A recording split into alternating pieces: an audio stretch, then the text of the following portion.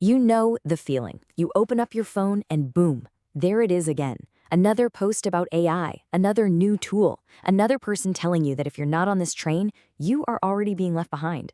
It seriously feels like a brand new gold rush, and it is so easy to feel completely overwhelmed.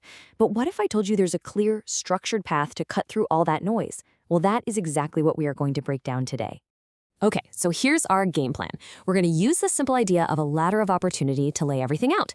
As you can see, we'll kick things off with the right framework, getting your head in the game. Then we're going to climb that ladder one rung at a time. We'll start at level 1 with AI services, then move up to level 2 with AI systems, and hit the top with level 3 AI products. And of course, we'll wrap it all up by helping you figure out which path makes the most sense for you to start on. This is going to be your complete guide. All right, first things first. Before we get into all the cool tactics and the how-tos, we have got to lock in the right mindset. You see, this first part is all about building your foundation, learning how to think like a real AI entrepreneur. Because honestly, without the right mental model, all the fancy tools in the world are pretty much useless. This quote right here, this is the absolute core of it. So many people get this wrong. They think AI is the business, but it's not. As Ayman Gadji says, AI is the engine. Your job is to find the right vehicle, the right industry, to plug that powerful engine into. The AI gives you the horsepower, but you still have to build the car and tell it where to go. So to do that, you really got to make 3 big shifts in how you think. First, stop thinking about single, one-off tasks and start thinking in entire workflows. How can you chain AI actions together to automate a whole process from start to finish? Second, you need to level up from just prompt engineering to what's called context engineering. The real skill isn't just asking a good question, it's about feeding the AI all the right background information and context so it can give you a truly world-class result. And finally, you have got to realize how early we are. Seriously, we are on the ground floor here. The vast majority of people have not even started using AI in a meaningful way yet. The opportunity is massive. So where do we point this new mindset?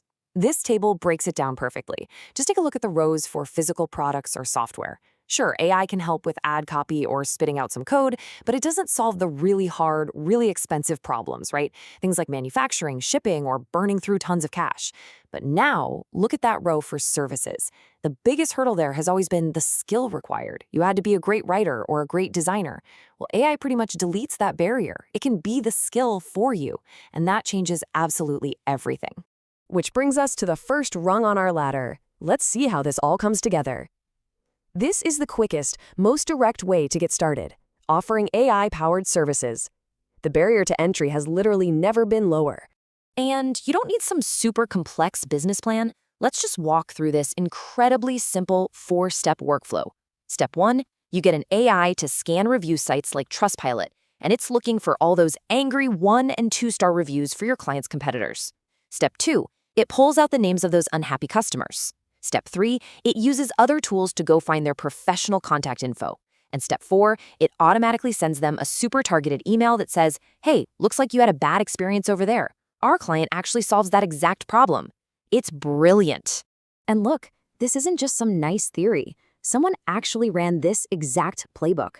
They found 290 bad reviews for a company, reached out and closed 8 new clients for their customer. The result? Over $35,000 in revenue from one simple automated workflow. That's the power of AI-powered services right there. Okay, time to climb up to level 2. Now, services are a fantastic way to start making money, but to really scale, you need to build AI-powered systems. We're talking about automation engines that work for you 24/7, even when you're sleeping. And the key idea here is what's called an AI agent. Now, this isn't just a simple chatbot, okay? Think of it like a full-blown digital employee. It's a system that can run on its own and handle complicated stuff without you having to constantly check in. Honestly, the best analogy is Tony Stark's Jarvis, a powerful assistant that you can just tell what to do and it goes and runs a part of your business for you. So what can this Jarvis actually do? Well, it can run your entire customer pipeline. Imagine it greets a new lead in a Telegram chat. It asks a few qualifying questions to see if they're a good fit. It answers their basic questions. And if they're interested, it drops a Calendly link to book a call. Or hey, if they're ready to buy right now, it can even send a payment link, all while it's automatically logging all their info into a Google Sheet for you. It's a game changer. And the potential here is just insane. Take the story of Banu Teja. He built a team of 16 AI agents to run his entire customer service business. He manages the whole thing by himself from a village in India, and he's pulling in over $8,000 a month. That is the leverage you get from building systems. And that brings us to the very top of the ladder, AI-powered products. This is where you graduate from selling your time or your systems, and you start building truly scalable digital assets that can make you money with almost zero risk.